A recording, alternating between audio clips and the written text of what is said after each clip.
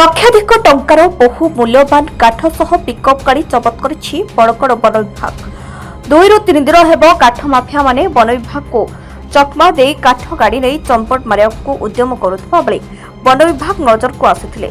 घटना जानिबा परे बड़गड़ वनांचल अधिकारी अंजन कुमार नायक बड़गड़ पुलिस सहायतार गांगपुर ग्राम में गाड़ीटी को काबू करथिले। वन विभाग पिछा करुवा जानी काठ माफिया माने गाड़ीटी को छाड़ी चंपट मारिथिले। सागुआणी व गंभारी काठ सह पिकअप गाड़ीटी को जबत करिछि बड़गड़ वन विभाग। पुणी थरे काठ माफिया माननकु साबाड़ करिछि बड़गड़ वन विभाग। एक्चुअली गत रात्र प्रत्येक दिन परी हमर night patrolling day patrolling continue चली आसी। बड़गड़ वनांचल एक प्रकार शांत परिवेश गति करुच्ची। अनेक जो मैंने कि इलिगल ट्रांसपोर्टेशन थे जीवन परिवर्तन करछन्ती एवं अन्य उपाय बिजनेस करुछन्ती सचोट भाव। किंतु अल्प किछि लोक अछन्ती जो माने कि निजे परिवर्तन होगाकू चाहूना किंतु सेथिपाई मते वन विभाग तत्पर अछि। जो गाड़ीटीर आम खबर पाइथिलु ताहा प्राय 4 दिन होलानी आमे ताकू ट्रैक करूथिलु। किंतु काली राति रे आमे ताहा सफल हो पारिछु। आमे ताकू ट्रैक करबा समय से गांगपुर भितर पसिथिला। तत्पर आमे पुलिस ऑफिसर मानकर सहायता एवं वन विभाग मिसी से गाड़ीटी को काबू करि पारथिलु।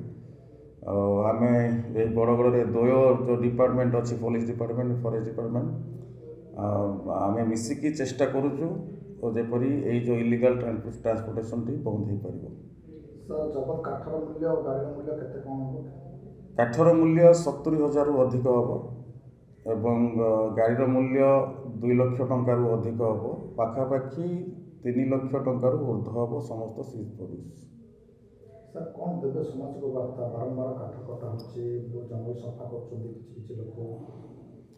देखंतु वार्ता तो सब बेले मते आसी अछि। पुनर्बार भी अनुरोध करी जंगल माँ को सम्मान दियंतु। आमे जेमते निज माँ को सम्मान दउछु आ माँ जेपरी से मध्य जंगल उपर निर्भर करंती। जदि निज माँ मध्य अम्लजान नउचंती आमे नउछु जंगल तो बहुत किछि विषय आमे पाउछु। तो पुनर्बार अनुरोध यही जो इलीगल ट्रांसपोर्टेशन करछन्ती किंबा इलीगल विषय करछन्ती आपण ताटू निवृत्त रहंतु एवं अलगा पंथा बाछंतु। या वन विभागर पुनर्बार अनुरोध आपण मानक रहिला। फिर भी वर्तमान बड़गड़ वनांचल बहुत बढ़िया चली। फॉरेस्ट ग्रोथ बहुत बढ़िया होती। लोक मैंने सचेतन हेले काठ माफिया मानक चांस दौना समस्ते बहुत बढ़िया अच्छा। जहाको नै काठ माफिया मानक मनरे गोटे प्रकार छनका पसिथिबार अनुमान करा जाउछि। सोरडारु सत्यकांत पात्रंको रिपोर्ट श्री न्यूज।